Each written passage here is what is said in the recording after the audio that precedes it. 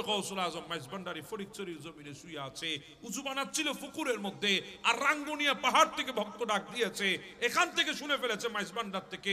কিভাবে শুনলেন? বলে কানের পবিত্রতা রক্ষা করেছি। আজকে যার ফাতিহা দম করছেন পিরানে পীর দস্তগীর মাহবুব সুবহানী, আমার গৌসে পাক বলে আমি পৃথিবীর পশ্চিম পারে থাকলে পূর্ব পারে যদি আমার কোন মুরিদ ডাক দে, ইয়া গৌস আব্দুল কাদের জিলানী শাইয়ান লিল্লাল মাদাদ, আমি পৃথিবীর পশ্চিম পার থেকে শুনি, আমার ওই মুরিদকে আমি উদ্ধার করি। কবর বলছে আয়না বাইতুল ওয়াহদা, আমি একা থাকার ঘর, একা থাকার ঘর। আমার এখানে বন্ধু নাই, বান্ধব নাই, বাবা নাই, মা নাই, ভাই নাই, বোন নাই, আত্মীয় নাই, স্বজন নাই, বন্ধু নাই, বান্ধব নাই, কেউ নাই, একা থাকার ঘর। কিভাবে থাকবে? সবাই তো দিয়ে আসবে, কেউ সাথে যাবে না। আমাদের জিন্দেগিটা এতটুকুর মধ্যে, বন্ধন এতটুকুর মধ্যে, 3.5 হাত মাটির উপরে থাকবে। পিতা পুত্রের বন্ধন 3.5 হাত মাটির উপরে, সন্তান মায়ের বন্ধন 3.5 হাত মাটির উপরে, ভাই ভাইয়ের বন্ধন 3.5 হাত মাটির উপরে, ভাই বোনের বন্ধন 3.5 হাত মাটির উপরে, বন্ধু বান্ধবের বন্ধন 3.5 হাত মাটির উপরে, স্বামী স্ত্রীর বন্ধন 3.5 হাত মাটির উপরে, সব 3.5 হাত মাটির উপরে থাকবে।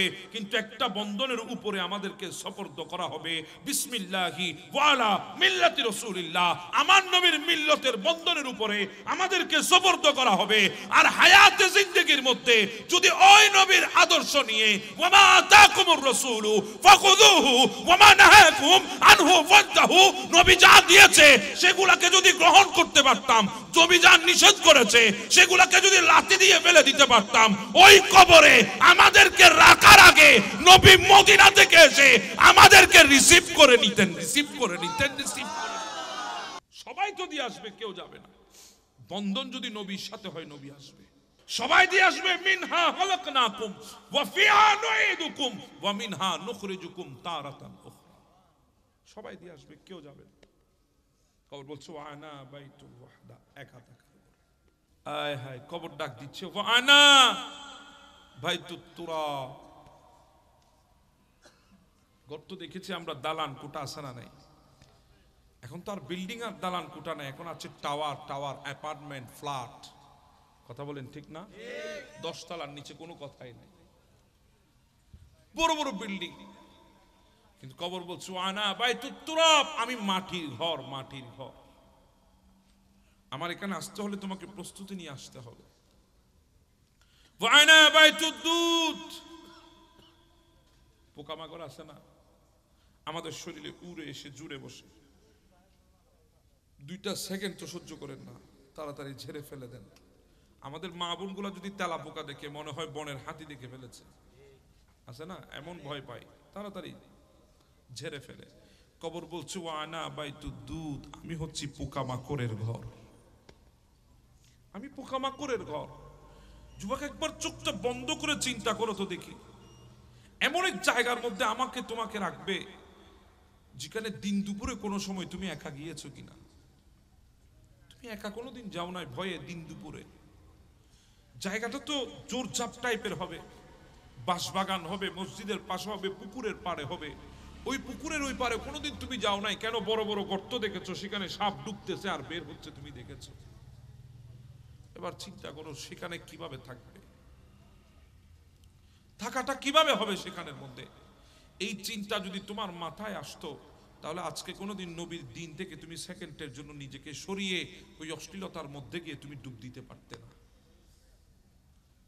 হাজারো অন্যায় তোমার চারপাশে ঘুরলেও তোমাকে কোনোদিন অন্যায়কারী বানাতে পারতো না। কথা আমি বোঝাতে পারছি আপনাদেরকে? এবার যদি বলি ওই কবরে যাওয়ার জন্য আমাদের প্রস্তুতি কতটুকু, একজনের তো কোনো প্রস্তুতি নেই। কিন্তু কক্সবাজার যাচ্ছি আমরা বন্ধু বান্ধবকে নিয়ে, সপ্তাহ জুড়ে আমাদের প্রস্তুতি, লাগেজ তৈরি 2-3টা, টুথব্রাশটা পর্যন্ত সাথে নিয়ে যাই। টুথব্রাশ কেন? ওখানে তো আছে, বলে না ওই কোম্পানির পাবো কি পাবো না, ওই কোয়ালিটির থাকবে কি থাকবে না, সেজন্য এখান থেকে প্যাক করে নিয়ে যায়, আছে না? টুথব্রাশ পর্যন্ত নিয়ে যান। এত প্রস্তুতি মাত্র 3 দিনের সফরের জন্য, মাত্র 2 দিনের সফরের জন্য 3-4টা লাগেজ তৈরি, প্যাকেট স্যাকেট তৈরি। এবার চিন্তা করেন, যেদিন ঘর থেকে বের হবেন জানাজার মাঠ হয়ে যখন গোরস্থানে যাবেন, সফরটা কয় দিনের?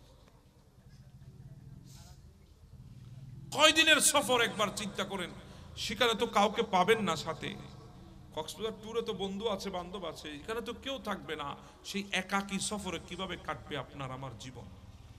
আপনার আমার কবরের জিন্দেগি কিভাবে কাটবে? কিভাবে ওই কবরের হায়াত অতিবাহিত হবে, কবরের জিন্দেগি অতিবাহিত হবে, জীবন অতিবাহিত হবে? একবার চিন্তা করেন। আল্লাহর কসম, যদি এই চিন্তাটা যদি কারো অন্তরে থাকে, আমাকে যেতে হবে, আমাকে যেতেই হবে দুনিয়া ছেড়ে, এই চিন্তা যদি কারো অন্তরে যদি 24 ঘন্টা থাকতো, ওই বান্দা কোনোদিন গুনাহ করতে পারতো না। কথাকে আমি বোঝাতে পারছি আপনাদের? কোনোদিন বান্দা গুনাহ করতে পারতো না। এই চিন্তা তো আমাদের ভেতরে নাই। তো বলছিলাম, আল্লাহ আমাদেরকে বড় মায়া করে বানিয়েছে। মায়া তো আল্লাহ আমাদেরকে করেছেন। যদি মায়া না করতো, আল্লাহ আমাদেরকে ইনসান বানাতেন না। ফেরেশতারা তো আল্লাহর বিরুদ্ধে দাঁড়িয়েছিল। ফেরেশতারা তো বলেছিল আল্লাহ দরকার নাই। যখন আল্লাহ বলেছিল ওয়াইদ ক্বালা রাব্বুকা লিল মালাইকাতি ইন্নী জাইলুন ফিল আরদি খলিফা, আমি চাচ্ছি দুনিয়ার বুকে, হে মেহবুব ওয়াইদ, আপনি স্মরণ করুন, যখন আমি ফেরেশতাদেরকে বলেছিলাম আমি দুনিয়ার বুকে খলিফা সৃষ্টি করতে চাচ্ছি, খলিফা প্রেরণ করতে চাচ্ছি। ক্বালা রাব্বুকা লিল মালাইকাতি, আল্লাহ বলেছিলেন ফেরেশতাদেরকে ইন্নী জাইলুন ফিল আরদি খলিফা, পৃথিবীর বুকে খলিফা পাঠানোর কথা, সৃষ্টির কথা।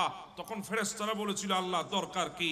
ক্বালু আতাজআলু ফিহা মান ইয়াফসিদু ফিহা ওয়া ইয়াসফিকু দিমা, আল্লাহ তারা তো রক্তপাত করবে, তারা তো হানাহানি করবে, তারা মারামারি করবে, তারা সম্পদ নিয়ে চিনিমিনি খেলবে, তারা ডাকাতি করবে, চুরি করবে, এক কথায় ফিতনা আর ফাসাদ করবে। আল্লাহ প্রয়োজন কি? প্রয়োজন কি? হ্যাঁ আল্লাহ, ইবাদতের প্রয়োজন। আমরাই তো আছি, ওয়া নাহনু নুসাব্বিহু বিহামদিকা ওয়া নুকাদ্দিসু লাকা, আমরাই আছি আপনার প্রশংসার জন্য, আমরাই আছি আপনার পবিত্রতার ঘোষণার জন্য, আমরাই আছি আপনার ইবাদতের জন্য। হ্যাঁ ফেরেশতা আছে, কিছু আছে তাশাহুদে, কিছু আছে রুকুতে, কিছু আছে কিয়ামে, কিছু আছে সুজুদে, আল্লাহর ইবাদত করছে। আমার আল্লাহ বলে না না না না, তোরা জানিস না, ক্বালা ইন্নী আলামু মা লা তা'লামুন। ফেরেশতারা নিষেধ করার পরেও আল্লাহ আমাদেরকে বড় মায়া করে সৃষ্টি করে দুনিয়ায় পাঠিয়েছে। ফেরেশতারা বলেছেন পাঠানোর দরকার নাই। আল্লাহ বলে আমি ভালো জানি, আমি যা জানি তা তোমরা জানো না, আমি জানি আমার বান্দাদেরকে আমি পাঠাবো। আল্লাহ আমাদেরকে বড় মায়া করে পাঠিয়েছেন। অস্তিত্ব কিছুই ছিল না আমাদের, কোনো কোয়ালিটি ছিল না, কোনো অস্তিত্ব ছিল না, কোনো যোগ্যতা ছিল না। মা কুনতা বিশাই, আমরা তোমরা কিছুই ছিল না। আল্লাহ বলছেন হাল আতা আলাল ইনসানি হিনুম মিনাদ দাহর লাম ইয়াকুন শাইয়্যাম মাযকুরা, মহাকালের মধ্যে এমন একটা সময় অতিবাহিত হয়েছে, মানুষ পরিচয় দেওয়ার মতো তাদের যোগ্যতা ছিল না। যোগ্যতা কিভাবে থাকবে? কুনতা মা আম্মাহিনা, নাপাক পানির কতরা ছিল মাত্র, নাপাক পানির কতরা। আজকে আমাদের সমাজে আছে না, অনেকে কলার নেড়ে নেড়ে বলে আমার চিনিস, আমি কে?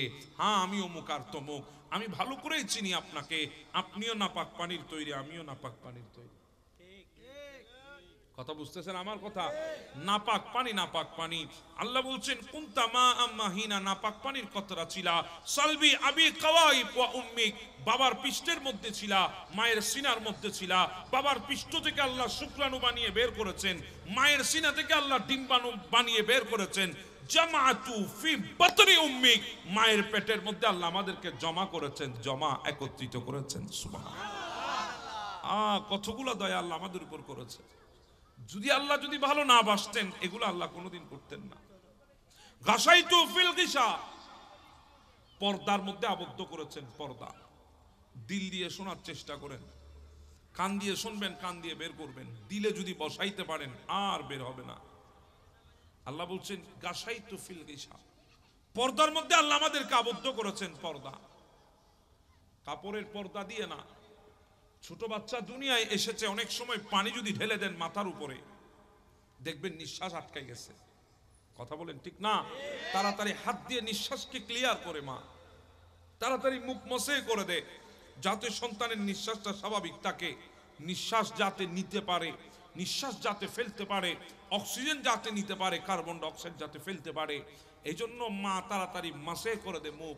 কিন্তু আল্লাহর কুদরত দেখেন, সে মালিক গর্ভের মধ্যে আমাদেরকে পানির পর্দার মধ্যে রেখেছেন, বিন্দুর মধ্যে। যেই বিন্দু যদি, পানির বিন্দু যদি ভেঙে যায়, সন্তান আর গর্ভে থাকা যাবে না। পানির বিন্দুর মধ্যে আল্লাহ আমাদেরকে রেখেছেন। ফি সালাসিন যুলুমাত, তিন অন্ধকারের ভেতরে। সুম্মা রাব্বাইতুক, এরপরে আল্লাহ আমাদেরকে প্রসেসিং করেছেন। মা আম্মাকিনা সুম্মা দামা, আল্লাহ প্রথমে আমাদের রক্ত বানিয়েছেন নাপাক পানি থেকে, রক্ত রক্ত রক্ত। সুম্মা মুদগা, এরপরে আল্লাহ আমাদের দিল বানিয়েছেন, দিল দিল হার্ট যাকে বলে, ধারকান। যেই ধারকান আটকে গেলে, যেই ধারকান স্টপ হয়ে গেলে, যেই ধারকান আস্তে করে রুখে গেলে ডাক্তার একটা শব্দ বলে শেষ করে দেয়, আই এম সরি। কথা বলেন ঠিক না? এই দিল আল্লাহ দিয়েছেন আমাদেরকে, এই দিল আল্লাহ আমাদেরকে বানিয়েছেন। কিন্তু বড় আশ্চর্যের বিষয় কি জানেন? এই দিলের মধ্যে আজকে বান্দা আল্লাহকে রাখে না, এই দিলের মধ্যে আজকে বান্দা দুনিয়া রাখে, দুনিয়া। অমুকের মায়া, তমুকের মায়া, অমুকের ভালোবাসা, তমুকের ভালোবাসা। কথা বলেন ঠিক না? টাকার মোহাব্বত, সম্পদের মোহাব্বত, সন্তানের মোহাব্বত, স্ত্রীর মোহাব্বত, যুবক তো গার্লফ্রেন্ডের মোহাব্বত রাখে এই দিলের মধ্যে। অথচ দিল দিয়েছেন কে? রাখার কথা ছিল কাকে? রাখলাম কাকে? সুম্মা মুদগা, আল্লাহ আমাদেরকে দিল দিয়েছেন। সুম্মা আযামা, এরপরে আল্লাহ আমাদের হাড্ডি বানিয়েছেন, হাড্ডি, শরীরের হাড্ডি। হাড্ডি আর গোশতগুলো আলাদা হওয়ার সম্ভাবনা ছিল। ফাকাসাউতুল আযামা লাহমা, আল্লাহ আমাদের গোশত আর হাড্ডি আলাদা না হয় মতো কভার পরিয়ে দিয়েছেন, চামড়ার কভার। সুবহানাল্লাহ, আর জোরে বলি না সুবহানাল্লাহ। এবার আসেন মূল জায়গায়। আমরা তো একজন আরেকজনকে দোয়া করি, আল্লাহ তোমার জন্য রাস্তাকে সহজ করে দিক, দোয়া করি না? রাস্তা যদি নিরাপদ থাকে আপনি গন্তব্যে পৌঁছাতে পারবেন, রাস্তা যদি নিরাপদ না থাকে আপনার জন্য দুর্ঘটনা আছে, আছে না নাই? আচ্ছা, প্রাণ নাশ পর্যন্ত হতে পারে, প্রাণ পর্যন্ত যেতে পারে রাস্তা যদি অনিরাপদ হয়। আমরা বলি না, অনেক সময় দেখি রাস্তার পাশে সাইনবোর্ডে লেখা আছে বিপজ্জনক, দুর্ঘটনা প্রবণ এলাকা। থাকে কি থাকে না? থাকে। কেন? আস্তে যাবা, সাবধানে যাবা, অনিরাপদ রাস্তা, যদি একটু হেরফের হয় তাহলে দুনিয়া থেকে চলে যাওয়ার আশঙ্কা আছে, আছে না নাই? এবার দেখেন আল্লাহর কুদরত, এমন এক রাস্তা দিয়ে দুনিয়ায় এসেছি, মায়ের রাস্তা, বিয়াদবি মাফ করবেন, আল্লাহর কুদরত বুঝেন। এমন এক রাস্তা দিয়ে দুনিয়ায় এসেছি, রাস্তাটা ছোট ছিল, ছোট। গোটা পৃথিবীর বিজ্ঞান এই জায়গায় স্টপ হয়ে গেছে, গোটা পৃথিবীর চিন্তাশীলের চিন্তা এই জায়গায় বন্ধ হয়ে গেছে, গোটা পৃথিবীর গবেষকের গবেষণা এই জায়গায় থমকে গেছে। রাস্তা তো ছোট ছিল, ওই রাস্তা দিয়ে 3 কেজির বাচ্চা, ওই রাস্তা দিয়ে 3.5 কেজির বাচ্চা, ওই রাস্তা দিয়ে 4 কেজির বাচ্চা আসলো কিভাবে? কিভাবে এসেছে? আম্মাস সাবিলা ইয়াসির, আল্লাহ বলে আমি একজন ফেরেশতা তোমাদের মায়ের গর্ভের মধ্যে নিযুক্ত করে দিয়েছি। 1 মাস যখন হয় আমি বলে দিয়েছি ফেরেশতা রাস্তা একটু প্রশস্ত করে দে, 2 মাস হলে আরেকটু করে দে, 3 মাস হলে আরেকটু করে দে, 4 মাসে আরেকটু করে দে, 5 মাসে আরেকটু করে দে, 6 মাসে আরেকটু করে দে, 7 মাসে আরেকটু করে দে, 8 মাসে আরেকটু করে দে, 9 মাসে আরেকটু করে দে। 9 মাস যখন হয়ে যাবে আম্মাস সাবিলা ইয়াসির, রাস্তা প্রশস্ত করে দে, আমার বান্দা যাতে নিরাপদে দুনিয়ায় চলে যেতে পারে। কতটুকু মায়া আল্লাহ আমাদেরকে করেছে। অনিরাপদ রাস্তাকে আল্লাহ আমাদের জন্য নিরাপদ বানিয়ে দিয়েছে। মাথায় ধরে ছোট রাস্তা দিয়ে আসলাম কিভাবে? কুদরত কার? জি বলেন, কুদরত কার? দুনিয়ায় আসলাম দায়িত্ব ছিল না চিবানোর জন্য, দুনিয়ায় আসলাম জিহ্বা ছিল, বাক শক্তি ছিল না। কথা বলেন ঠিক না? দুনিয়ায় আসলাম চোখ ছিল দেখার মতো দেখতে জানতাম না, কান ছিল শোনার মতো শুনতে জানতাম না, হাত ছিল ধরার মতো ধরতে জানতাম না, পা ছিল চলার মতো চলতে জানতাম না, সব ছিল ইস্তেমাল করতে জানতাম না। কথা বলেন ঠিক না? সব ছিল কিন্তু ইস্তেমাল করতে জানতাম না। কোনটা সগীরা, বড়ই ছোট ছিল, কোনটা যায়ীফা, বড়ই দুর্বল ছিল, কোনটা জাহিলা, বড়ই অজ্ঞ ছিল, অজ্ঞ, কিছুই বুঝতা না। এমন এক সময় পৃথিবীর বুকে এসেছো, এমন অবস্থায় দুনিয়ায় এসেছো, কিছুই তোমার মধ্যে ছিল না। নাপাক পানির কতরা থেকে এসেছো, শরীরের মধ্যে নাপাক পানি জড়িয়ে আছে, এখনো দুনিয়ার বুকে তশরিফ এনেছো, কিছুই তোমার নাই, কিছুই নাই। আজকে সেই দুনিয়ার মধ্যে তুমি যদি যোগ্যতা না থাকে, সার্টিফিকেট অর্জন করতে পারো না, যোগ্যতার উপরে ডিপেন্ড করে তোমার সার্টিফিকেট। তুমি যদি তোমার যোগ্যতা ওই পরীক্ষার হলের মধ্যে যদি প্রমাণ করতে পারো, A+ পেয়ে যাও, জিপিও 5 পেয়ে যাও, গোল্ডেন পেয়ে যাও। যদি তোমার যোগ্যতা, তুমি যদি তোমার ব্যবসা প্রতিষ্ঠানের মধ্যে যদি তুমি সেটাকে তুলে ধরতে পারো, তোমাকে মানুষ সফল ব্যবসায়ী বলে, সফল ব্যবসায়ী। তুমি যদি তোমার যোগ্যতা কোন একটা কাজের উদ্যোগ নিয়ে সেখানে যদি প্রমাণ করতে পারো, রাষ্ট্রপক্ষ থেকে তোমাকে সফল উদ্যোক্তার পুরস্কার দে, সার্টিফিকেট দে। তুমি প্রত্যেকটা ক্ষেত্রে চাকরি জীবনে তোমার যোগ্যতা যদি প্রমাণ করতে পারো, সার্টিফিকেট পাও প্রমোশনের। প্রত্যেকটা ক্ষেত্রে যোগ্যতা প্রমাণ করতে হয় সার্টিফিকেটের জন্য। যোগ্যতা ছাড়া সার্টিফিকেট কেউ তোমাকে দেবে না, কেউ তোমাকে দেবে না। কিন্তু আমরা দুনিয়ায় আসলাম নাপাক পানির কতরা হয়ে, দুনিয়ার জমিনে এসেছি, এখনো শরীরের মধ্যে নাপাক পানি, শরীর থেকে নাপাক পানি এখনো সরে নাই। আমাদের বাবা, আমাদের ভাইয়েরা, আমাদের মসজিদের হুজুররা কানের মধ্যে আযান দিয়েছে, আশহাদু আন্না মুহাম্মাদুর রাসূলুল্লাহ বলে দিয়েছে, তোমরা রাসূলের উম্মত। আর আল্লাহ ডাক দিয়ে বলে যোগ্যতা প্রমাণ করতে হবে না, তোদের যোগ্যতা প্রমাণ করার দরকার নাই, কোয়ালিটি দেখার দরকার নাই। যখন দুনিয়ায় এসে গেছো, আমি সার্টিফিকেট দিয়ে দিলাম, কুনতুম খায়রা উম্মাতিন, তোরাই হলে পৃথিবীর বুকে শ্রেষ্ঠ উম্মত।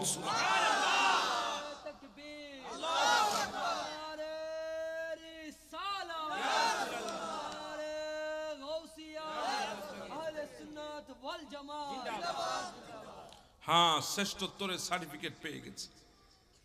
যোগ্যতা প্রমাণ করা ছাড়া শ্রেষ্ঠত্বের সার্টিফিকেট দিয়েছেন কে?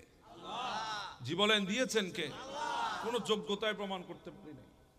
শ্রেষ্ঠ হয়েছি কারণ আল্লাহ বড় মায়া করে আমাদেরকে নবীর উম্মত বানিয়েছে। ইনসান তো বানিয়েছেন, বড় মায়া করে নবীর উম্মত বানিয়েছে। যদি নবীর উম্মত না বানাইতো, দুয়ার মাধ্যমে নবীর উম্মত হওয়া যাইতো না। কথা বুঝতেছেন আমার কথা? আল্লাহ বড় দয়া করে আমাদেরকে নবীর উম্মত বানিয়েছে। কিছুক্ষণ আগে তো আমার ভাইজান বললেন আপনাদেরকে মুসা কালিমুল্লাহর কথা। মুসা কালিমুল্লাহ আলাইহিস সালাম অনেক বড় পাওয়ারফুল এক নবী ছিলেন। উলিল আজমের নবীদের মধ্যে অন্যতম নবী ছিলেন মুসা কালিমুল্লাহ। কথাগুলো কি বোঝা যায়? আল্লাহ এমন তাকত মুসা ইসলামকে দিয়েছেন, হাতের মধ্যে লাঠি দিয়েছেন, ইদরিব বিআসাকা, আঘাত যদি পাথরের উপরে হতো ঝর্ণা বের হয়ে যেত। এত আস্তে আমরা সকাল সন্ধ্যা 10-12টা লয়ে বাইজেলে বাইরেব তো সুবহানাল্লাহ, একটা জোরে বলেন না। আঘাত যদি ওই লাঠির পানির উপরে হয়, ব্রিজ হয়ে যেত, ব্রিজ ব্রিজ। যদি জমিনে নিক্ষিপ্ত হতো, সাপ হয়ে যেত। আল্লাহ এত মুজিজা মুসা কালিমুল্লাহকে দিয়েছেন। আরে বাবা, কেমন নবী মুসা, দুনিয়ায় দাঁড়িয়ে ডাইরেক্ট আল্লাহর সাথে কথা বলেছেন, ডাইরেক্ট মাওলার সাথে কথা বলেছেন, জমিনে দাঁড়িয়ে ডাইরেক্ট।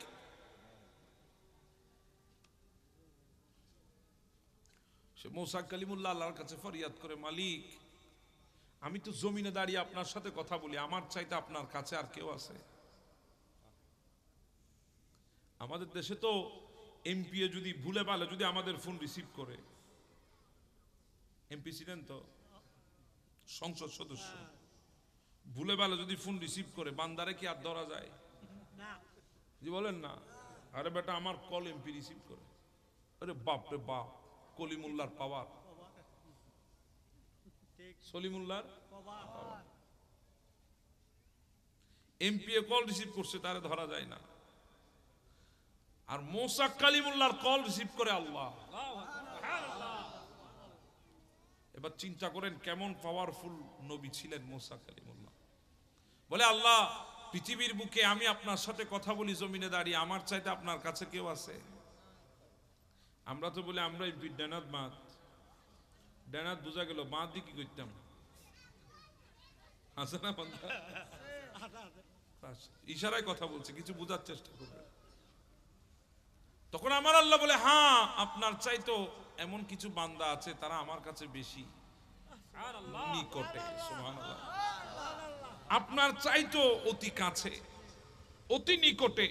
মুসা কালিমুল্লাহর চোখ তো কপাল উঠে গেছে। আল্লাহ কি বলেন? আমি জমিনে দাঁড়িয়ে আপনার সাথে কথা বলছি, আমার চাইতো আপনার কাছে? বলে, হ্যাঁ তারা কারা? আমার আল্লাহ বলে তারা এখনো দুনিয়ায় আসে নাই, আপনার অনেক পরে তারা দুনিয়ায় আসবে। তারা হবে আমার আখিরি নবীর উম্মত, তারা হবে আমার আখিরি নবীর উম্মত। ওগো মুসা কালিমুল্লাহ, তারা তাদেরকে একটা মাস দিব, রমজান মাস। ওই রমজান মাসে সেহরি থেকে ইফতার পর্যন্ত 15 ঘন্টা, 16 ঘন্টা, 17 ঘন্টা না খেয়ে থাকবে, সামনে খাবার থাকবে, পেটে ক্ষুধা থাকবে, হাত বাড়াবে না, তৃষ্ণা থাকবে, সামনে শরবত থাকবে, পান করবে না, আমার সন্তুষ্টির জন্য তারা বসে থাকবে ওয়াক্ত না হওয়া পর্যন্ত। আর যখন ইফতারির সময় হবে, ইফতারিগুলা সামনে নিয়ে আমি আল্লাহর দরবারে হাত তুলে দেবে। ওগো মুসা কালিমুল্লাহ, আপনার সাথে আমি কথা বলছি, আপনি আমার সাথে কথা বলছেন, মাঝখানে 70টা পর্দা আছে, 70টা পর্দা, 70 পর্দার ও পাশ থেকে আপনি বলেন, এ পাশ থেকে আমি বলি, কিন্তু আমার আখিরি নবীর উম্মত যখন ইফতারি সামনে নিয়ে হাত তুলে দেবে, আমি আল্লাহ তাদের এমন কাছে চলে যাব, মাঝখানে আর একটা পর্দাও রাখবো না। সুরে বলেন সুবহান।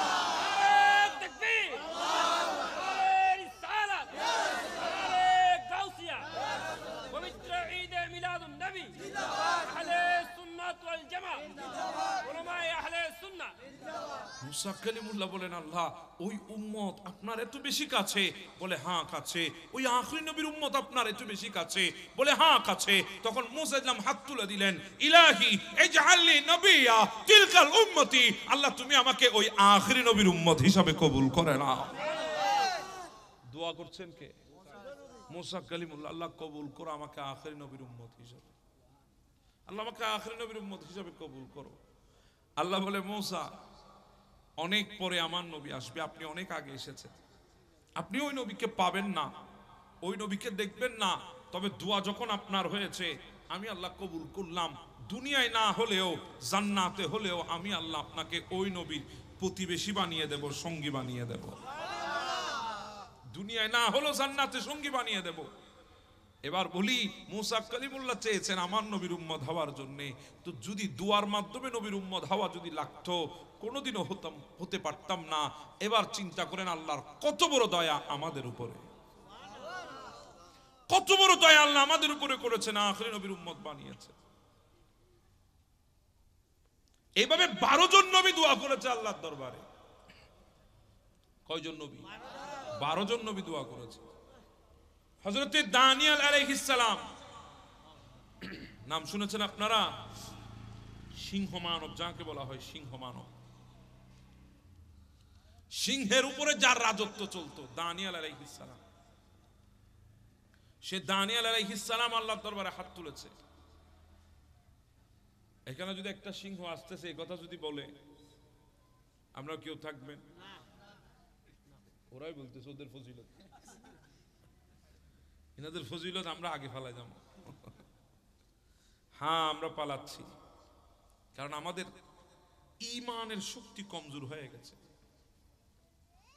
আমরা শরীরের তাকত দেখাই, টাকার তাকত দেখাই, ক্ষমতার তাকত দেখায়, কিন্তু ঈমানের তাকত দেখায়ও না, দেখাই তো জানি না, তাকতও নাই। তাকত কত কঠিন হতে পারে সে সম্পর্কে ধারণাও নাই। ঈমানের পাওয়ার এত বেশি, আপনার জিসমানি পাওয়ারের চাইতে ঈমানের পাওয়ার কোটি গুণ বেশি। আপনি এই যে বললেন সিংহ আসলে আপনি পালাই যাবেন, অথচ দুনিয়ার বুকে এমন এমন নবীর উম্মত ছিল যাদের সামনে বাঘ এসে গেছে, বাঘ লেজ নাড়তেছে, এখন খাবে। ওনার নাম ছিল হযরতে সফিনা রাদিয়াল্লাহু তাআলা, আমার নবীর সাহাবী। সামনে বাঘ এসে পথরুদ্ধ করেছে, নেচ রাখতেছে, আজকে সফিনারে খাবে। সফিনা মনে মনে বলে, বাঘ আমাকেও চিনবে না, আমার বাবাকেও চিনবে না, আমার মাকেও চিনবে না, আমার 14 গোষ্ঠী কাউকেও চিনবে না, কিন্তু আমি যেই নবীর উম্মত তাকে বাঘ চিনে, তাকে বাঘ চিনে। ডাক দিয়ে দিলেন, ইয়া বাল হারিস আনা মাওলা মুহাম্মদ রাসূলুল্লাহ। এ বাঘ, আমার বাঘ, আমার মাওলা হচ্ছে আমার নবী মুহাম্মদ সাল্লাল্লাহু আলাইহি ওয়াসাল্লাম। বাঘ সামনের পথ ছেড়ে পাশে এসে দাঁড়িয়ে গেছে, চোখ দিয়ে ইশারা করতেছে, সফিনা জঙ্গলের রাস্তা, সামনে আরো কেউ তোমাকে পেতে পারে। তুমি যখন নবীর গোলাম পরিচয় দিয়েছো, আসছিলাম খাওয়ার জন্য, নবীর গোলাম পরিচয় পাওয়ার পরে এখন আমার ঈমানি দায়িত্ব হচ্ছে তোমাকে রক্ষা করা।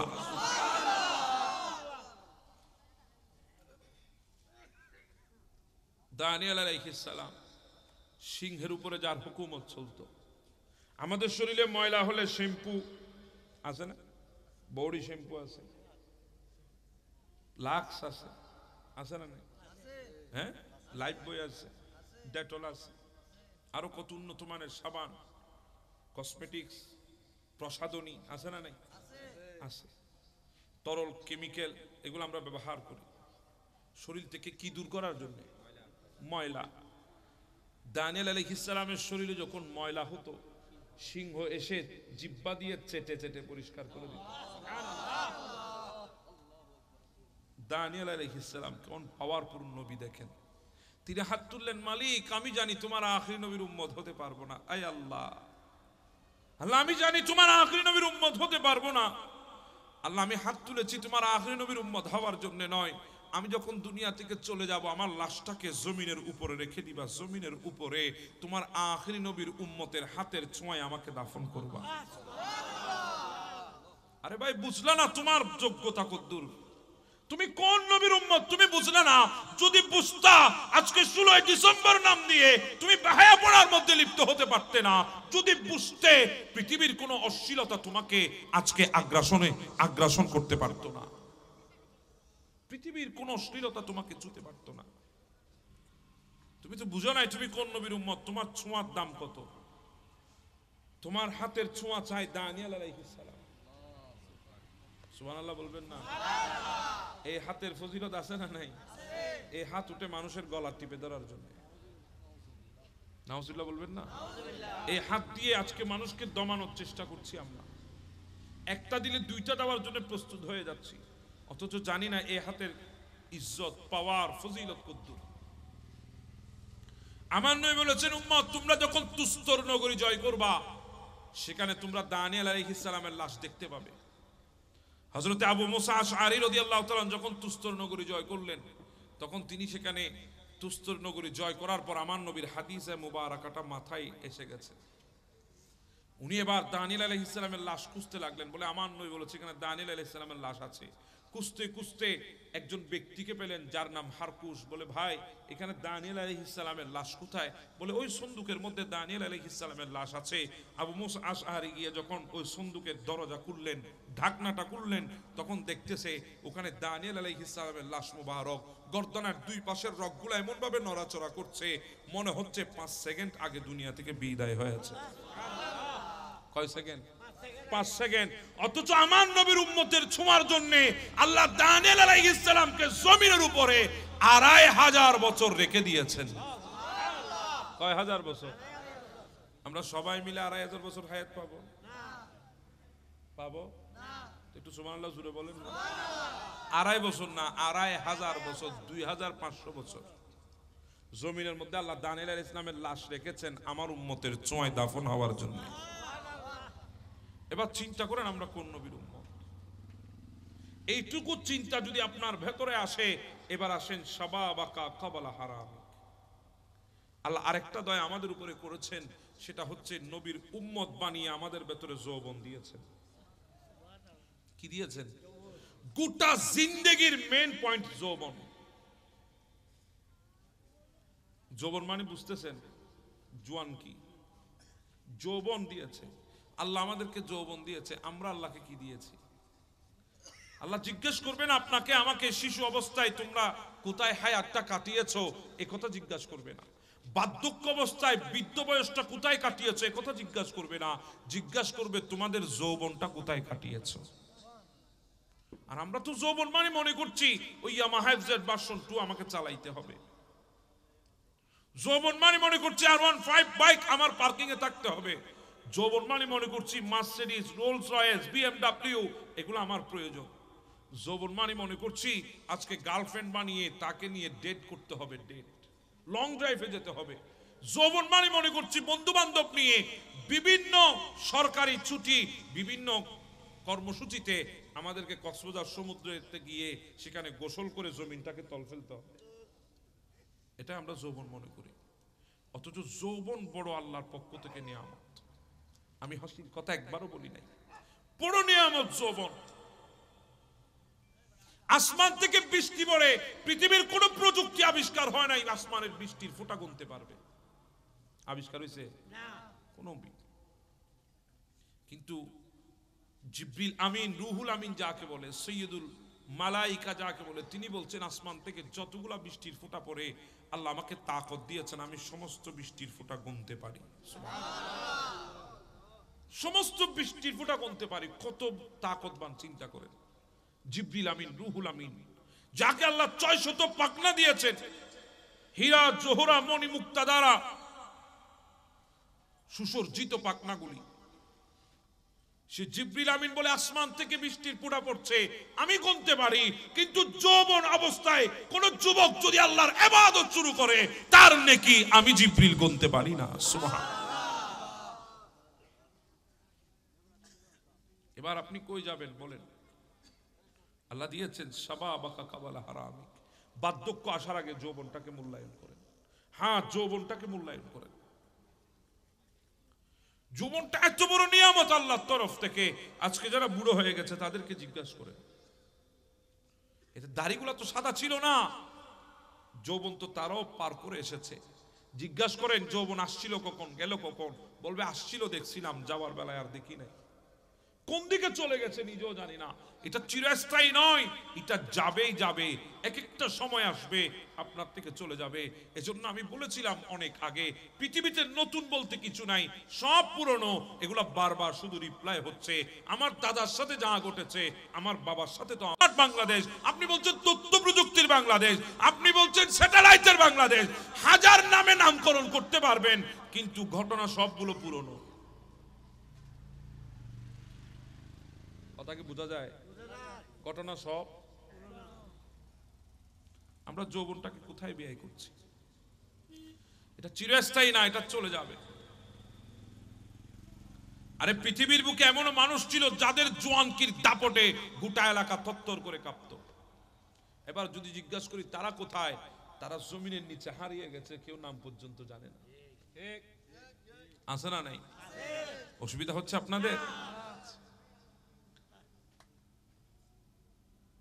আপনাকে আমাকে যেতে হবে একটা জায়গায়। আপনি হাজারো পৃথিবীর রন্ধ্রে রন্ধ্রে আপনি ঘুরে বেড়ান, আপনি গোটা বিশ্ব জয় করেন, আপনি গোটা বিশ্বের মধ্যে আপনার পদার্পণ হোক, কিন্তু এরপরেও আপনার শেষ ঠিকানার নাম হচ্ছে গোরস্থান। কথা বলেন ঠিক না? কেউ না গিয়ে থাকতে পারবেন? রাজা মহারাজা থেকে শুরু করে প্রজা পর্যন্ত যেতে হবে কি হবে না? এজন্য নবী বলছে কবর তোমাদেরকে 5 বার ডাক দিচ্ছে। কয়বার? 5 বার। আমাকে ভাইয়েরা বলেছে কবর নিয়ে বলা, 5 বার ডাক দিচ্ছে কবর। কয়বার? 5 বার। শুনেছেন কোনদিন? কি বলেন, শুনেছেন? শুনেন নাই। কেন শুনেন নাই? কারণ আমাদের কানের পবিত্রতা নষ্ট করে ফেলেছি। আমাদের কানের পবিত্রতা নষ্ট করে দিয়েছি আমরা, সেজন্য শুনি না।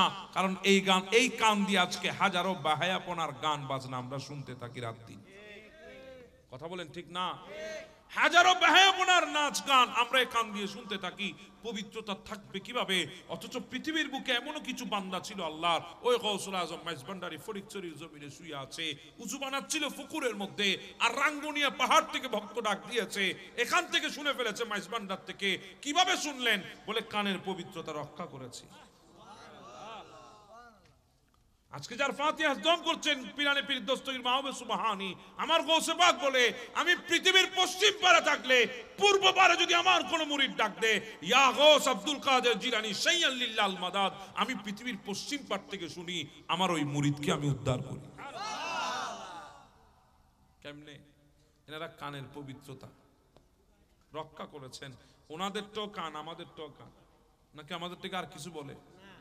ওনাদের গুলা কি হাতির মতো ছিল নি? আবার কোন না, স্বাভাবিক আমাদের মতো ছিল। আমাদেরও কান, ওনাদেরও কান। ওনারা শুনে আমরা শুনি না কেন? ওনারা ওনাদের কানের পবিত্রতা হেফাজত করেছে, আমরা হেফাজত করতে পারি। কথা বলেন ঠিক না? সেজন্য শুনি না। আজকে অনেক যুবক আছে আল্লাহর দরবারে ফরিয়াদ করে, আল্লাহ জীবনে একবার হলো রাসূল কারীমের দিদার দিয়ে ধন্য করে দাও। আল্লাহর নবীকে দেখতে চায়, এটা প্রত্যেকটা মুমিনের ড্রিম, স্বপ্ন। কিন্তু আপনি কি আল্লাহর নবীকে দেখার জন্য চোখের পবিত্রতা হেফাজত করতে পেরেছেন? আপনি তো পারেন নাই। আপনি তো দেখার জন্য বালিকা স্কুলের সামনে গিয়ে দাঁড়িয়ে আছেন ভর দুপুরে। আপনি তো দেখার জন্য দাঁড়িয়ে আছেন ওই মহিলা কলেজের সামনে গিয়ে দেখার জন্য দাঁড়িয়ে আছেন রাস্তার পাশে ব্যালকনিতে উকি দিয়ে। আপনি তো আজকে ফেসবুক নামে এই ডিভাইসটা আপনি ব্যবহার করছেন, সেখানে প্রতিটা ক্লিকে ক্লিকে আপনি অশ্লীল দেখছেন, অশ্লীল। মোবাইল আপনাকে নিয়ন্ত্রণ করে, আপনি মোবাইলকে নিয়ন্ত্রণ করতে পারেন নাই। এত অশ্লীলতার মধ্যে ভরপুর হয়ে, এত অশ্লীলতার চোখে দেখে কিভাবে আশা করেন এই চোখ দিয়ে আপনি আল্লাহর নবীকে দেখবেন? অথচ পৃথিবীর বুকে এমনও কিছু নবীর প্রেমিক ছিল যারা বলে এই চোখ দিয়ে শুধু আল্লাহর নবীকে দেখবো আর কাউকে দেখবো না। এমনও পৃথিবীর বুকে মানুষ ছিল। হযরত আব্দুল্লাহ ইবনে যায়েদ ইবনে আব্দে রব্বি রাদিয়াল্লাহু তাআলা আমার নবীর সাহাবী, খেজুর গাছের উপরে কাজ করছিলেন মদিনায়। হঠাৎ একজন এসে ডাক দিয়েছে, এ কে আছো, শোনো, আজকে গোটা পৃথিবী অন্ধকার হয়ে গেছে। কিরে কি হয়েছে? বলে আল্লাহর নবী দুনিয়া থেকে বিদায় হয়ে গেছে। আব্দুল্লাহ ইবনে যায়েদ ইবনে আব্দে রব্বি সহ্য করতে পারে নাই, খেজুর গাছ থেকে পড়ে গেছে জমিনে, ব্যথা পেয়েছে। নবীর ইন্তেকাল সহ্য করতে পারে নাই মদিনাবাসী, আরববাসী, নবীর উম্মত সহ্য করতে পারে নাই। ফারুক আজমের মতো লৌহ মানব যাকে আমরা মনে করি, শক্ত দিলওয়ালা যাকে আমরা মনে করি, লৌহ মানব যাকে মনে করি, সেই ফারুক আজম পর্যন্ত সহ্য করতে পারে নাই। তলোয়ারি বের করে দিয়েছে, বলে কেউ যদি আমার সামনে বলে আমার নবী ইন্তেকাল করেছে, আমি তার গর্দানাকে শরীর থেকে আলাদা করে দেব। সব মানতে পারি, আমার নবী ইন্তেকাল করেছেন এই শব্দ শুনতে পারি না।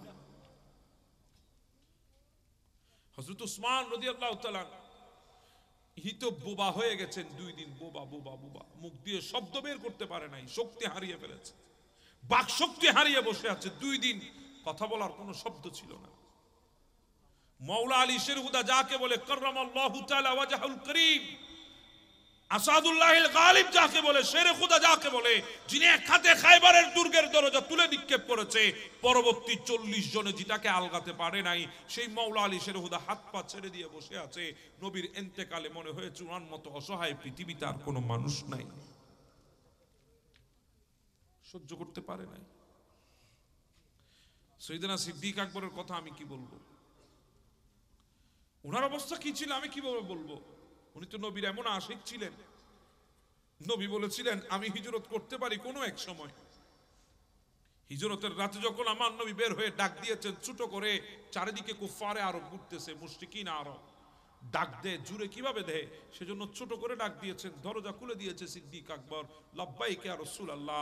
আমার নবী আবু বকর রে, রাত তো গভীর হয়ে গেছে, ঘুমান্ত অবস্থায় থাকার কথা, তোমাকে তো বলি নাই আমি আজকে আসব, তুমি কিভাবে এক ডাকে সাড়া দিয়েছো? তাও ছোট করে ডাক দিয়েছি। সিদ্দিক আকবর বলে, ইয়া রাসূলুল্লাহ, আজ থেকে 6 মাস আগে বলেছিলেন যে কোনো মুহূর্তে আমাকে সঙ্গে নিয়ে আপনি মদিনার দিকে হিজরত করতে পারেন, আমি আপনার সঙ্গে হব। ইয়া রাসূলুল্লাহ, টাইম বলেন নাই, সময় বলেন নাই, বার বলেন নাই, কিন্তু 6 মাস আগে বলেছেন আমাকে নিয়ে যাবেন যে কোনো সময়। আমি সেজন্য 6 মাস ধরে পিঠকে বিছানা দিই নাই, চোখকে ঘুম দিই নাই, দরজার সাথে পিঠটা লাগিয়ে বসেছিলাম, বসে যাতে আমার নবীর কষ্ট না হয়, এক ডাকে লব্বাইক ইয়া রাসূলুল্লাহ বলতে পারি। উনি কেমন নবীর আশিক ছিলেন, আমি ওনার কথা কিভাবে বলবো?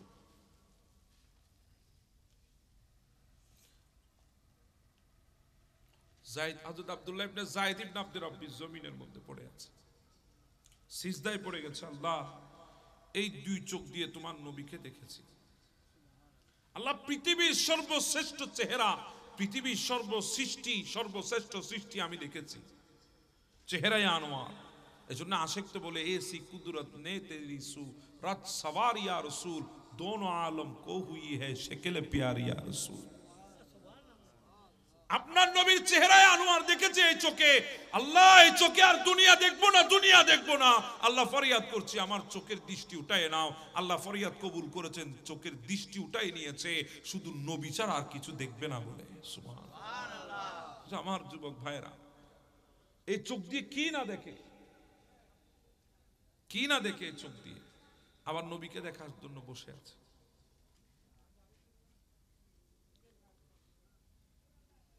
আমরা কানের পবিত্রতা হারিয়ে ফেলেছি, চোখের পবিত্রতা হারিয়ে ফেলেছি। যদি কানের পবিত্রতা থাকতো, ওই গোরস্থানের 5 বার ডাক আমরা শুনতে পেতাম। কবর ডাক দিচ্ছে, ওয়ানা বাইতুল গুরাবাত। আমাদেরকে যদি জিজ্ঞাসা করে কোন ঘরগুলো আমাদের পরিচিত, আমরা বলবো ওই ঘরগুলো পরিচিত যে ঘরে ড্রয়িং রুম আছে, ডাইনিং রুম আছে, গেস্ট রুম আছে, বেডরুম আছে, কিচেন রুম আছে, স্টেট রুম আছে। কথা বলেন ঠিক না? এগুলো আমরা চিনি, এগুলোর সাথে আমাদের পরিচয় আছে।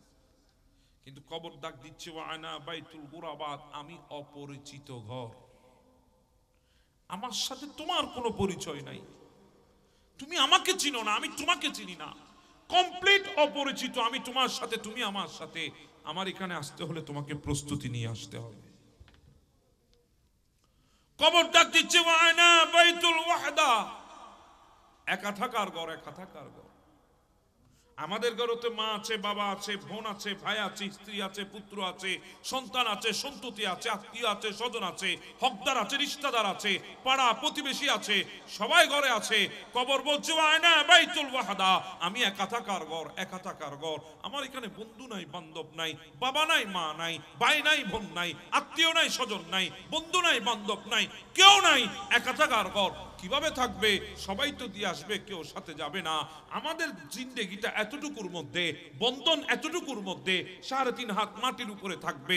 পিতা পুত্রের বন্ধন 3.5 হাত মাটির উপরে, সন্তান মায়ের বন্ধন 3.5 হাত মাটির উপরে, ভাই ভাইয়ের বন্ধন 3.5 হাত মাটির উপরে, ভাই বোনের বন্ধন 3.5 হাত মাটির উপরে, বন্ধু বান্ধবের বন্ধন 3.5 হাত মাটির উপরে, স্বামী স্ত্রীর বন্ধন 3.5 হাত মাটির উপরে, সব 3.5 হাত মাটির উপরে থাকবে। কিন্তু একটা বন্ধনের উপরে আমাদেরকে সুপর্দ করা হবে, বিসমিল্লাহি ওয়া আলা মিল্লাতি রাসূলিল্লাহ, আমার নবীর মিল্লতের বন্ধনের উপরে আমাদেরকে সুপর্দ করা হবে। আর হায়াতে জিন্দেগির মধ্যে যদি ওই নবীর আদর্শ নিয়ে ওয়ামা আতাকুমুর রাসূলু ফাখুযুহু ওয়ামা নাহাকুম আনহু ফান্তাহু, নবী যা দিয়েছে সেগুলোকে যদি গ্রহণ করতে পারতাম, নবী যা নিষেধ করেছে সেগুলোকে যদি লাথি দিয়ে ফেলে দিতে পারতাম, ওই কবরে আমাদেরকে রাখার আগে নবী মদিনা থেকে এসে আমাদেরকে রিসিভ করে নিতেন, রিসিভ করে নিতেন, রিসিভ করে। সবাই তো দিয়ে আসবে, কেউ যাবে না। বন্ধন যদি নবীর সাথে হয়, নবী আসবে। সুবহানাল্লাহ বলবেন না? বন্ধন যদি নবীর সাথে হয়, নবী আসবে। সবাই দিয়ে আসবে, মিনহা খালাকনাকুম ওয়া ফিহা নুঈদুকুম ওয়া মিনহা নুখরিজুকুম তারাতান উখরা। সবাই দিয়ে আসবে, কেউ যাবে না। কবর বলছো ওয়ানা বাইতুল ওয়াহদা, একা থাকা। ভাইরা বিষয় দিয়েছো কবরের, আমি তো জানি না। আয় হায়, কবর ডাক দিচ্ছে ওয়ানা বাইতুত তুরাব। গর্ত দেখেছি আমরা, দালান কোটা আছে না নাই? এখন তো আর বিল্ডিং আর দালান কোটা নাই, এখন আছে টাওয়ার, টাওয়ার, অ্যাপার্টমেন্ট, ফ্ল্যাট। কথা বলেন ঠিক না? 10 তলার নিচে কোনো কথাই নাই, বড় বড় বিল্ডিং। কিন্তু কবর বলছো আনা বাইতুত তুরাব, আমি মাটির ঘর, মাটির ঘর। আমার এখানে আসতে হলে তোমাকে প্রস্তুতি নিয়ে আসতে হবে। ওয়ানা বাইতুদ দুদ, পোকামাকড় আছে না আমাদের শরীরে, উড়ে এসে জুড়ে বসে। 2টা সেকেন্ড তো সহ্য করেন না, তাড়াতাড়ি ঝেড়ে ফেলে দেন। আমাদের মা বোনগুলা যদি তেলা পোকা দেখে মনে হয় বনের হাতি দেখে ফেলেছে, আছে না, এমন ভয় পায়, তাড়াতাড়ি ঝেড়ে ফেলে। কবর বলছে ওয়ানা বাইতুদ দুদ, আমি হচ্ছি পোকামাকড়ের ঘর, আমি পোকামাকড়ের ঘর। যুবক, একবার চোখটা বন্ধ করে চিন্তা করো তো দেখি, এমন এক জায়গার মধ্যে আমাকে তোমাকে রাখবে যেখানে দিন দুপুরে কোনো সময় তুমি একা গিয়েছো কিনা? তুমি একা কোনোদিন যাও নাই ভয়ে দিন দুপুরে। জায়গাটা তো জোরঝাপ টাইপের হবে, বাঁশবাগান হবে, মসজিদের পাশে হবে, পুকুরের পাড়ে হবে। ওই পুকুরের ওই পারে কোনোদিন তুমি যাও নাই কেন? বড় বড় গর্ত দেখেছো, সেখানে সাপ ডুবতেছে আর বের হচ্ছে, তুমি দেখেছো। এবার চিন্তা করো সেখানে কিভাবে থাকবে, থাকাটা কিভাবে হবে সেখানের মধ্যে। এই চিন্তা যদি তোমার মাথায় আসতো, তাহলে আজকে কোনোদিন নবীর দিন থেকে তুমি সেকেন্ডের জন্য নিজেকে সরিয়ে ওই অশ্লীলতার মধ্যে গিয়ে তুমি ডুব দিতে পারতে না। হাজারো অন্যায় তোমার চারপাশে ঘুরলেও তোমাকে কোনোদিন অন্যায়কারী বানাতে পারতো না। কথা আমি বোঝাতে পারছি আপনাদেরকে? এবার যদি বলি ওই কবরে যাওয়ার জন্য আমাদের প্রস্তুতি কতটুকু, একজনের তো কোনো প্রস্তুতি নেই। কিন্তু কক্সবাজার যাচ্ছি আমরা বন্ধু বান্ধবকে নিয়ে, সপ্তাহ জুড়ে আমাদের প্রস্তুতি, লাগেজ তৈরি 2-3টা, টুথব্রাশটা পর্যন্ত সাথে নিয়ে যাই। টুথব্রাশ কেন? ওখানে তো আছে, বলে না ওই কোম্পানির পাবো কি পাবো না, ওই কোয়ালিটির থাকবে কি থাকবে না, সেজন্য এখান থেকে প্যাক করে নিয়ে যায়, আছে না? টুথব্রাশ পর্যন্ত নিয়ে যান। এত প্রস্তুতি মাত্র 3 দিনের সফরের জন্য, মাত্র 2 দিনের সফরের জন্য 3-4টা লাগেজ তৈরি, প্যাকেট স্যাকেট তৈরি। এবার চিন্তা করেন, যেদিন ঘর থেকে বের হবেন জানাজার মাঠ হয়ে যখন গোরস্থানে যাবেন, সফরটা কয় দিনের সফর একবার চিন্তা করেন। সেখানে তো কাউকে পাবেন না সাথে, কক্সবাজার ট্যুরে তো বন্ধু আছে, বান্ধব আছে, এখানে তো কেউ থাকবে না। সেই একাকী সফরে কিভাবে কাটবে আপনার আমার জীবন? আপনার আমার কবরের জিন্দেগি কিভাবে কাটবে? কিভাবে ওই কবরের হায়াত অতিবাহিত হবে, কবরের জিন্দেগি অতিবাহিত হবে, জীবন অতিবাহিত হবে? একবার চিন্তা করেন। আল্লাহর কসম, যদি এই চিন্তাটা যদি কারো অন্তরে থাকে, আমাকে যেতে হবে, আমাকে যেতেই হবে দুনিয়া ছেড়ে, এই চিন্তা যদি কারো অন্তরে যদি 24 ঘন্টা থাকতো, ওই বান্দা কোনোদিন গুনাহ করতে পারতো না। কথাকে আমি বোঝাতে পারছি আপনাদের? কোনোদিন বান্দা গুনাহ করতে পারতো না। এই চিন্তা তো আমাদের ভেতরে নাই। তো বলছিলাম, আল্লাহ আমাদেরকে বড় মায়া করে বানিয়েছেন, বড় মোহাব্বত করে আল্লাহ আমাদেরকে বানিয়েছেন। কিন্তু আজকে আমরা এমন এক জাতিতে পরিণত হয়েছি, নিজের টাকা দিয়ে গুনাহ করি, নিজের টাকা দিয়ে। গুনাহ কি টাকা ছাড়া করেন নাকি টাকা দিয়ে করেন? টাকা দিয়ে গুনাহ করি, টাকা দিয়ে মোবাইলে এমবি কিনি, টাকা দিয়ে ওয়াইফাই বিল ভরে আমরা সেখানে গুনাহ করছি। 24টা ঘন্টা সোশ্যাল মিডিয়ার মধ্যে অশ্লীল ভিডিওর মধ্যে শুধু ক্লিক করছি, ক্লিক। না চাহিত চোখের সামনেও তো চলে আসতেছে। কথা বলেন ঠিক না? আপনার অজান্তে আপনি 24টা ঘন্টা গুনার মধ্যে লিপ্ত আছেন। অজান্তে 24টা ঘন্টা আপনি গুনার ভেতরে ডুবে আছেন। এত গুনাহ করার পরেও আসেন আমি আমার জায়গায় ফিরে যাই। যদি রাসূলের কারীমের উম্মত না হতাম, যদি রাসূলের কারীমের উম্মত না হতাম, তাহলে এই কথা কোনোদিন আল্লাহ আমাদেরকে বলতেন না, ইয়া আইয়ুহাল ইনসানু মা গাররাকা বিরাব্বিকাল কারীম। এই কথা আল্লাহ আমাদেরকে কোনোদিন বলতেন না। একমাত্র নবীর উম্মত হওয়ার কারণে আল্লাহ আমাদেরকে এত বেশি মহব্বত করেন। আল্লাহ ডাক দিয়েছেন, ইয়া আইয়ুহাল ইনসানু মা গাররাকা বিরাব্বিকাল কারীম। হে মানুষ, কিসে তোমাকে তোমার প্রতিপালক সম্বন্ধে তোমাকে বিভ্রান্তি করেছে? তুমি কেন সরে আছো তোমার রবের কাছ থেকে? আল্লাহর জন্য বলেছেন, ওয়াহিব্বুহুম ওয়াহিব্বুনাহু। আল্লাহ আমাদেরকে বড় মহব্বত করে, আল্লাহ বড় ভালোবাসেন আমাদেরকে। আল্লাহ চায় বান্দা গুনাহ করলে অসুবিধা নেই, শুধু একবার স্বীকারোক্তি দিক। কয়বার? একবার। আমরা তো স্বীকারোক্তি দেওয়ার মতো অবস্থায় নাই। একজন বান্দা ছিল পৃথিবীর বুকে, কিফিল। বান্দার নাম কি ছিল? কিফিল। কিফিল। এমন কোন রাত নাই তার বিছানার মধ্যে নতুন কোন নারী আসে নাই। নাউজুবিল্লাহ, গরজ যায় কই। প্রত্যেকদিন একটা একটা নতুন নারী তার বিছানায় আসতে হতো। কথা বুঝতেছেন? আল্লাহ তাকে এমন সম্পদ দিয়েছে, অনেক সময় দুনিয়ার পাহাড়ও তার সম্পদের সামনে ছোট মনে হতো। সেই কিফিল এক রাতে এক মেয়েকে নিয়ে এসেছেন, ঘরে ঢুকিয়ে দিয়ে বলছে, তুমি বসো, আমি একটু রেডি সেডি হয়ে আসি। সে রেডি সেডি হয়ে আসলো। আসার পরে দেখতেছে মেয়েটা বসে বসে কাঁদছে। তখন কিফিল জিজ্ঞাসা করছে, কিরে তুমি কাঁদছো কেন?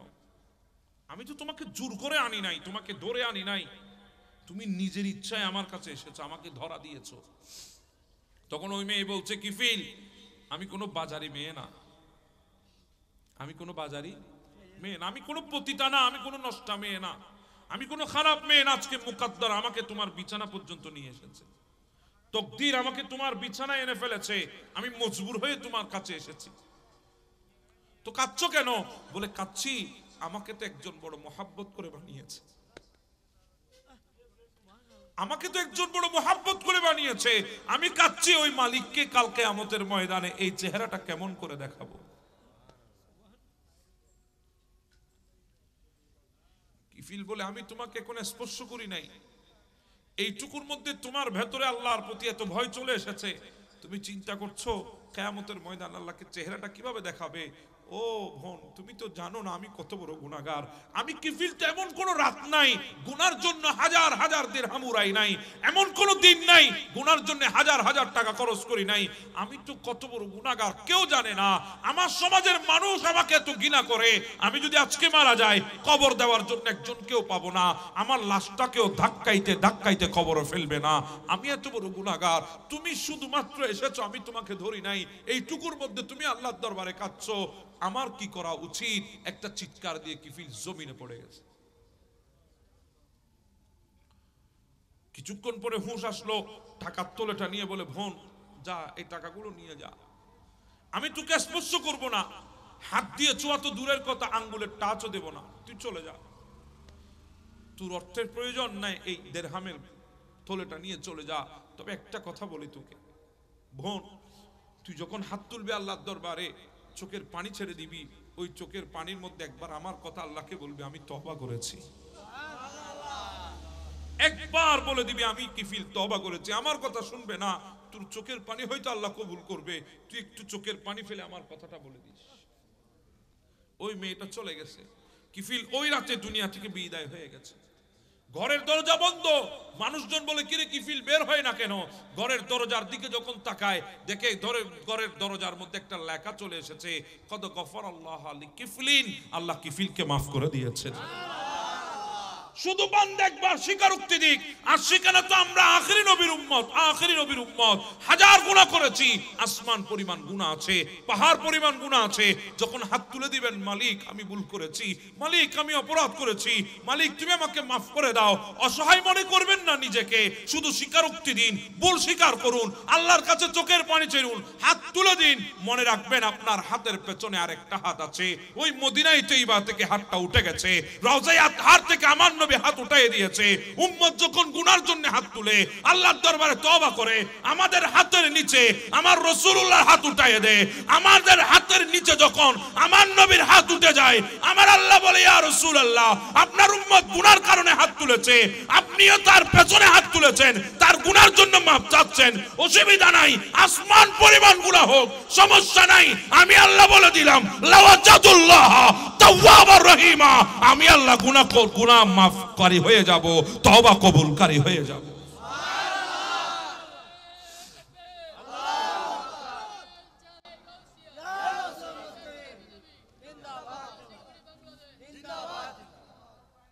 আমি তওবা কবুলকারী হয়ে যাব, লাওয়াজাদুল্লাহ তাওয়াবার রহিমা। আমরা তো আখেরি নবীর উম্মত, কথা বলেন ঠিক না বেঠিক? অসুবিধা হচ্ছে আপনাদের? আমরা আখেরি নবী, আল্লাহ আমাদেরকে বড় মোহাব্বত করে বানিয়েছেন। যদি মোহাব্বত না করতেন, লাকাদ খালাকনাল ইনসানা ফি আহসানি তাকওয়িম, আল্লাহ আমাদেরকে কখনো সুন্দরতম করে আল্লাহ আমাদেরকে বানাতেন না, এত সুন্দর আল্লাহ বানাতেন না। আল্লাহ যদি মোহাব্বতই না করতেন, আল্লাযী খালাকাকা ফাসাওয়াকা ফাআদালাক, আল্লাহ এত সুন্দর শরীর আমাদেরকে কখনো দিতেন না।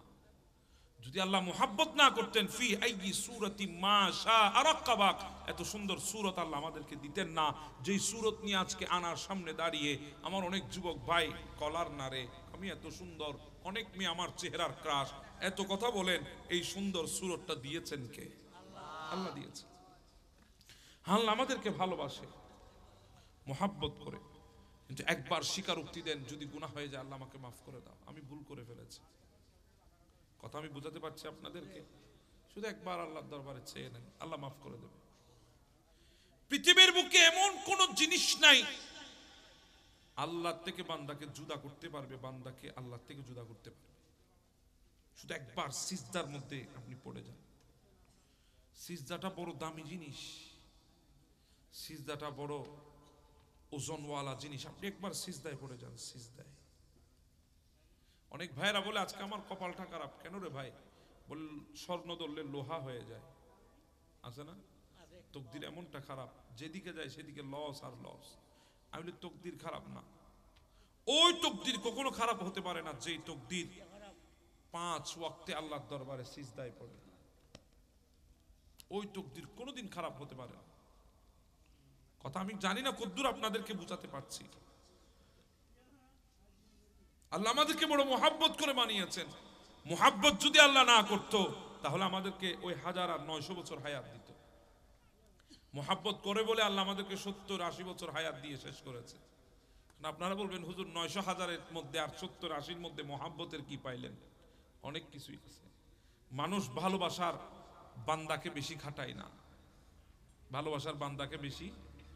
দেখবেন সন্তানকে বাবা ভালোবাসে, অনেক সময় মা যদি সন্তানের হাতে বাজারে তুলে দেয়, বাবা ডাক দিয়ে বলে আরে আমি এখনো আছি, আমার সন্তানরে পাঠাইও না, আমি যাব।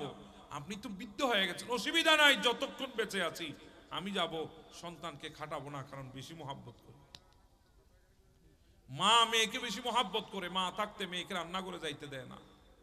কথা বলেন ঠিক না?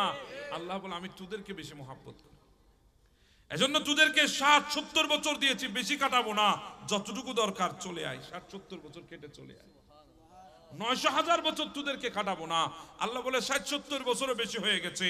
আল্লাহ কি বলেন? 60-70 বছরও বেশি হয়ে গেছে। বলে হ্যাঁ বেশি হয়ে গেছে, এই জন্য তো রুফিয়াল কালাম সাব্বি হাত্তা ইয়াবলুগা, যতক্ষণ বালেগ হবি না, বালেগ হওয়ার আগ পর্যন্ত যা করবি আমি আল্লাহ মাফ করে দিয়েছি।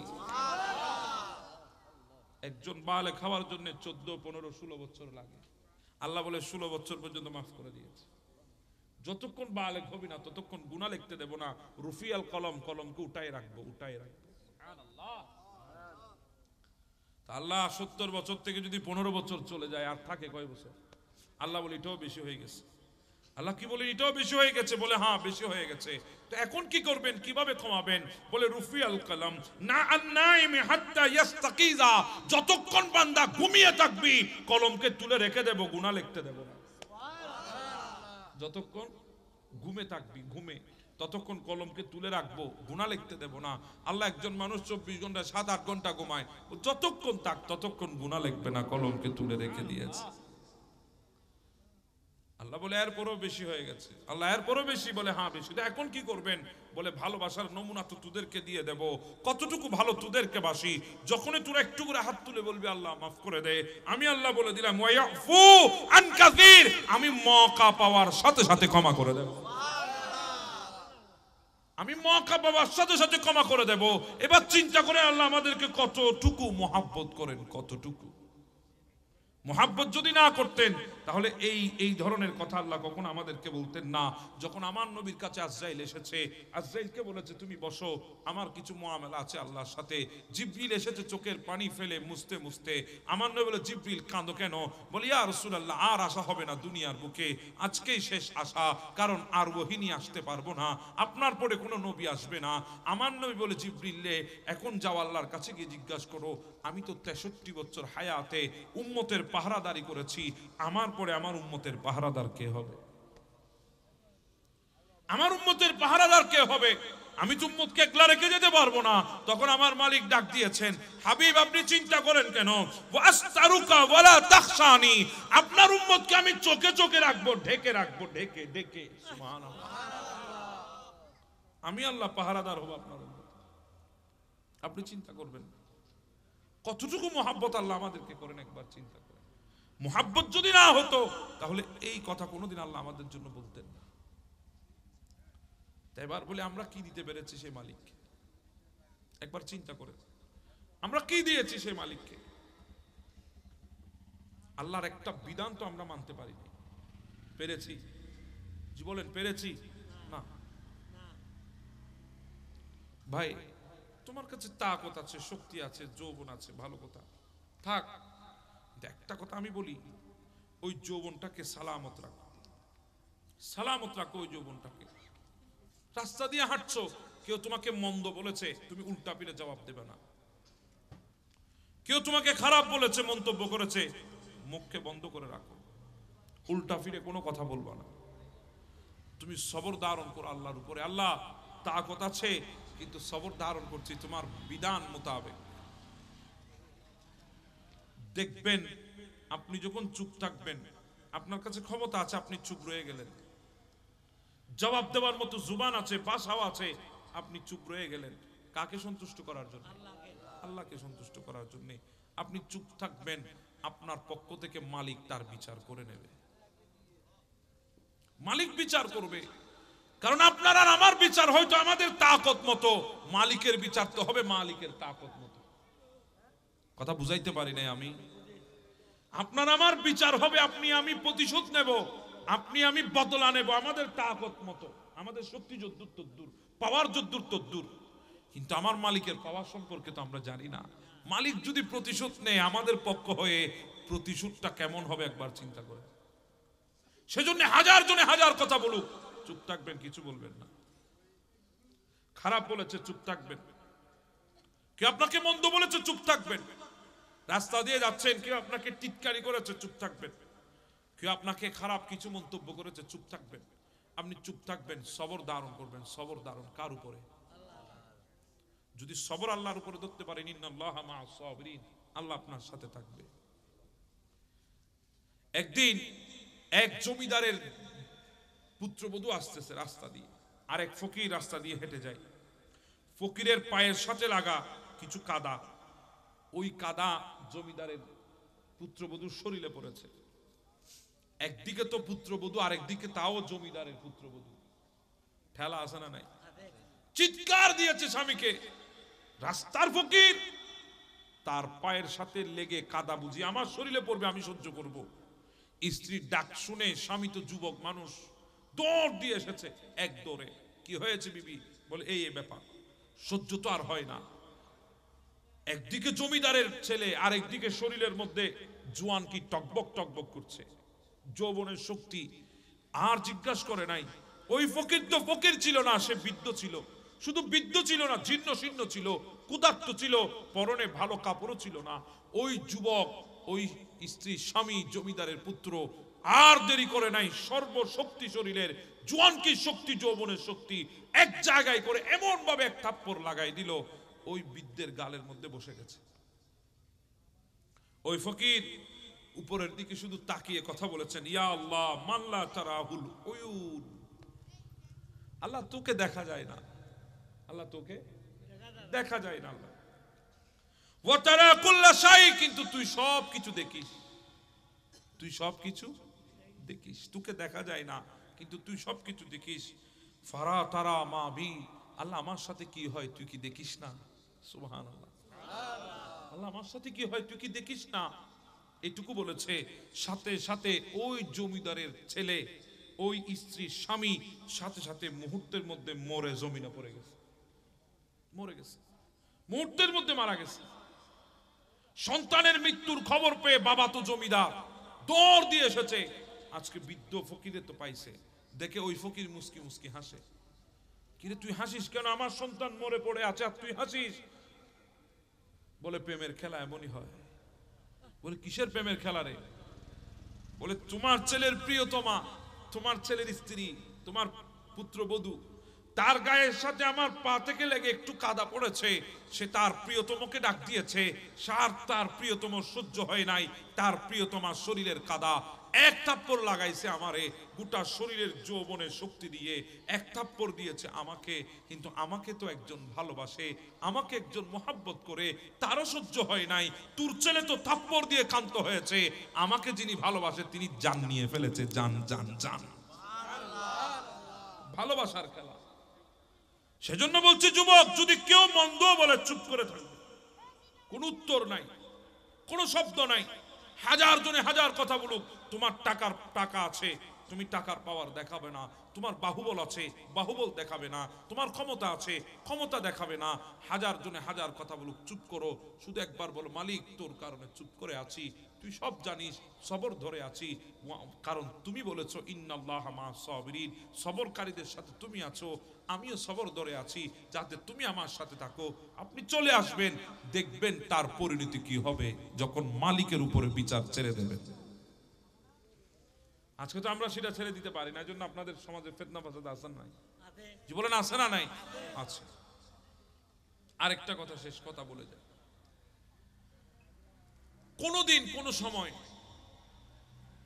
কোন ক্ষেত্রে কোন মুরব্বীদের সাথে উঁচু গলায় কথা বলবা না। কোন মুরব্বী, এটা বাবা হোক, এটা চাচা হোক, এটা আমাদের আত্মীয় স্বজন হোক, কোন মুরব্বীর সাথে উচ্চ আওয়াজে কথা বলবা না। হাজার কথা বলুক, আদব সহকারে ওখান থেকে সরে আসবা। দোয়া নিতে শিখবা, দোয়া, দোয়া, বদদোয়া নেওয়ার দরকার নেই। জীবনে তো কিছুই রুজি রোজগার করতে পারি নাই। রুজি রোজগার মানে টাকার কথা আমি বলছি না, নেকির কথা বলছি, কিছু নেকি তো উপার্জন করতে পারি নাই, তো আবার মানুষের অন্তরে কষ্ট দিয়ে কেন আবার বদদুয়া নেব? বদদুয়া বড় মারাত্মক। বদদুয়া নেবেন না, দোয়া নেবার চেষ্টা করবেন। মুরব্বী মানুষ কথা বলেছে, জি জি জি চলে আসবে, কোনো কথা নাই। আপনি যা বলেছেন আমি মানার চেষ্টা করব। যদি শরীয়ত সম্মত হয় মানার চেষ্টা করবেন, শরীয়তের বাইরে হলে তো আর মানতে পারবেন না। কথা বলেন ঠিক না ঠিক? আপনারা কি ঘুমাই গেলেন? কথা শেষ আমার এখানে। শরীয়তের বাইরে হলে শোনার দরকার নাই, শরীয়তের ভেতর হলে শুনবেন, তবে শোনার দরকার নাই সেটাও তারে বুঝতে দিবেন না। মুরব্বীরে দোয়া নিয়ে চলে আসবেন, বলে আমি আপনার দোয়ার মহতাজ, আপনি শুধু দোয়া করবেন আমার জন্য। একটা জিনিস মনে রাখবেন, মানুষের দোয়া এটা একজন মানুষের জন্য সবচেয়ে বড় উপার্জন। কারণ দোয়া সহজে আসে না, দোয়া সহজে আসে না।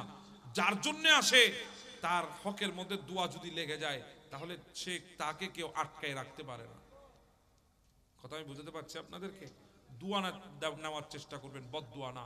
মুরব্বী কথা বলেছে, জি আপনি যা বলেছেন তা আমি শোনার চেষ্টা করব।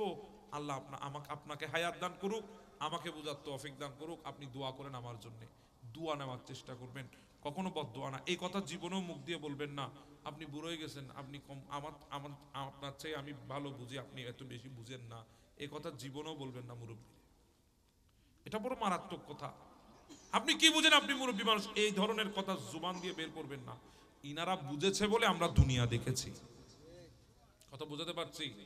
আপনি যদি এটা আপনি নিজের মধ্যে আনতে পারেন, একদিন আপনিও মুরব্বীদের কাতারে আসবেন, আসবেন না?